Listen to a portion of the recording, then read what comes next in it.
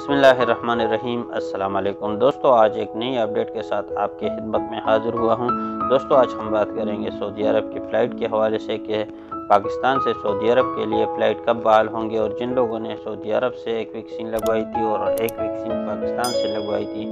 और या दोनों वैक्सीनें पाकिस्तान से लगवाई है, उनके लिए फ़्लाइट ऑपरेशन कब बहाल होगी। तो दोस्तों, आज की वीडियो में मैं आपको बताता चलूँ कि बिलाल अकबर साहब ने एक ट्वीट किया है।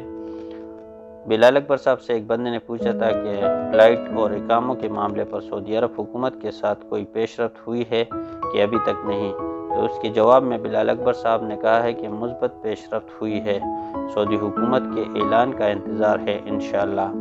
तो इनसे यही मालूम होता है कि इंशाअल्लाह बहुत जल्द जो है सऊदी हुकूमत उन लोगों के लिए भी ऐलान कर लेगी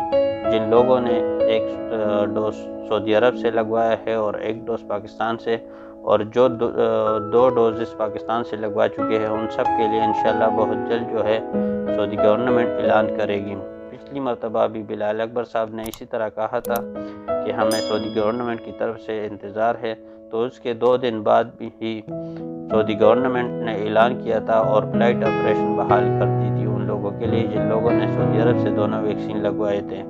तो इंशाअल्लाह इस मरतबा भी उम्मीद की जा रही है कि जिन लोगों ने पाकिस्तान से या सऊदी अरब से बाहर वैक्सीन लगवाई है उनके लिए भी फ़्लाइट ऑपरेशन बहुत जल्द बहाल हो जाएगी।